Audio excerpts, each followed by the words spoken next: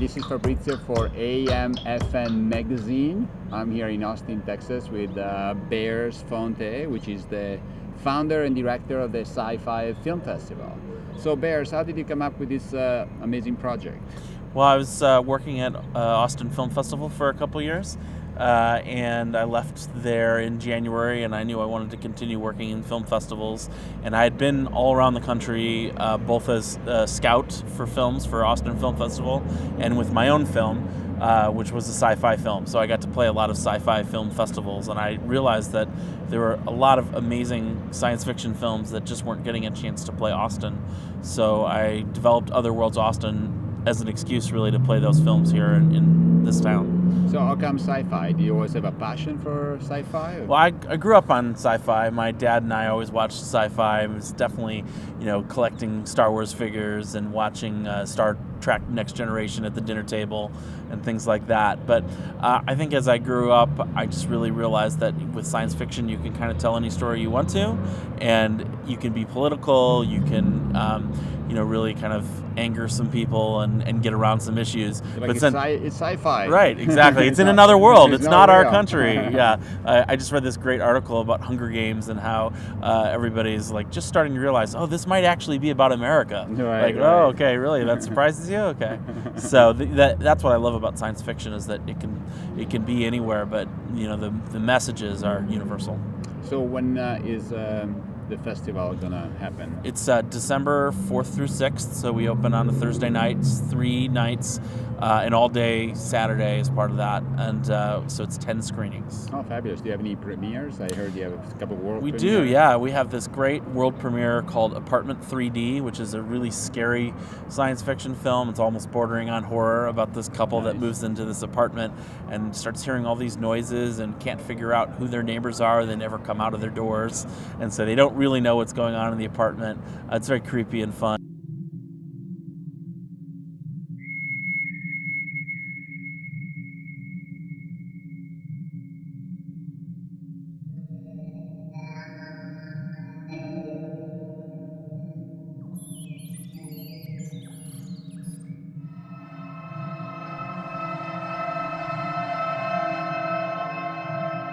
And that's a world premiere. And then we have this really cool sort of samurai magical action film called The Sun Devil and the Princess, which is an alternate reality kind of magical film, and that is playing on Saturday morning. The war between the goddesses has thrown the realm into chaos. The evil queen has captured Princess Kyoko. But a mysterious warrior has miraculously rescued the princess from the queen's impenetrable fortress. Now the perilous journey home begins. Do you have any particular movie that you like?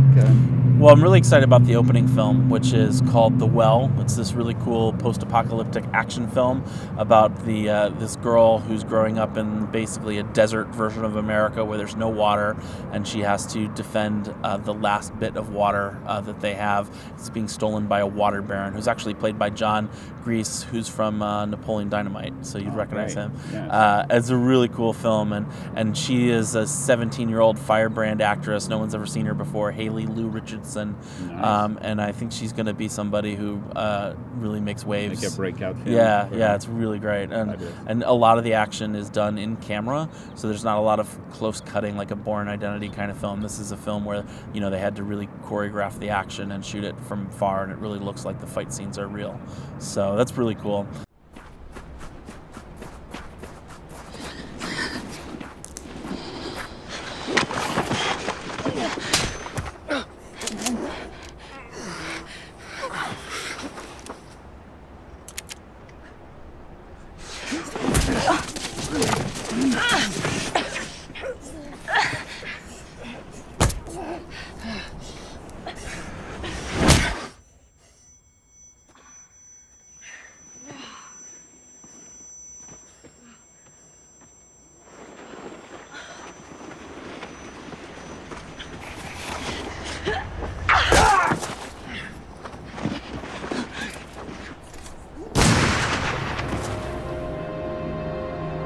And then another film I'm really excited about is our closing night film, which is called The Reconstruction of William Zero, which is a movie about cloning. And we're doing the U.S. premiere of that. And it's basically this guy wakes up. He thinks he's coming out of a coma. He doesn't remember anything. And he's talking to his twin brother. And his twin brother is telling him who he is and what his life was like. And it turns out as they're talking that he realizes that this guy isn't his brother at all. It's actually his clone.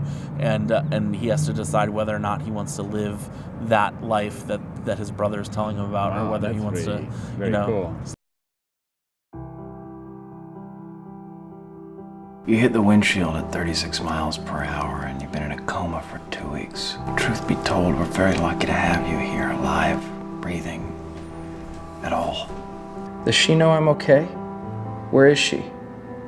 You've been separated since Kevin died. He was 6 years old and he died 4 years ago. My head, it just feels empty. It's like my life never happened. Why didn't she want to see me? Kevin was riding his bike and you were driving and you hit him. I have to step out for a while, William. Stay here. I'll go outside. I just don't think you're ready is all.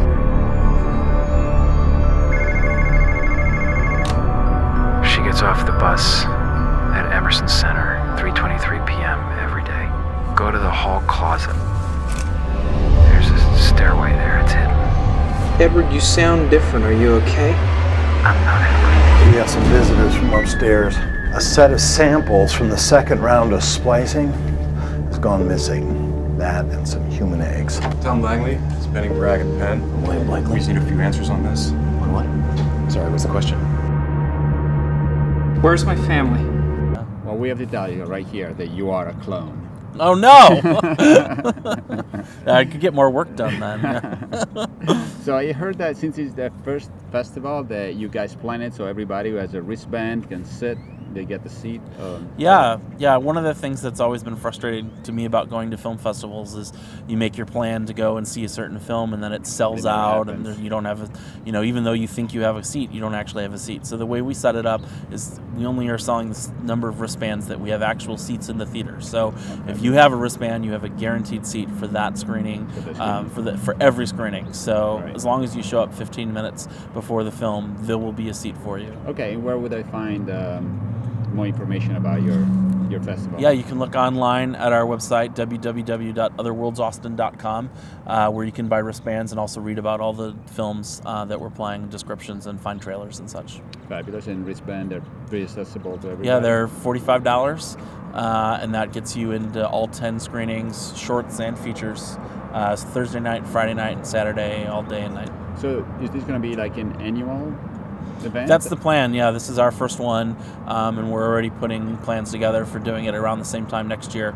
We've had a lot of support. We sold out we thought we were only going to do one theater, but we sold it out, so we ended up adding a theater so that we could add more wristbands and actually add more movies. So well, sci-fi is such a great subject, so hopefully Austin will open arm for you guys. Well, I feel like Austin is a perfect site for sci-fi. It's kind of the geek capital of the world, so with all the comic book stores and all the, with Fantastic Fest and South by Southwest, there's already a lot of people who are interested in those kind of films, but nobody's really focusing on science fiction, and so that was sort of what I wanted to do. Fantastic. Well, thank you, Bears. I wish you all the best with your festival. Thank you so much. We'll have to go check out what our clones are doing. Yes. The festival opens on December 4th. You can find all the tickets online, wristband, and you can get the guaranteed seats. www.otherworldsaustin.com. Thank you, guys. Thank you.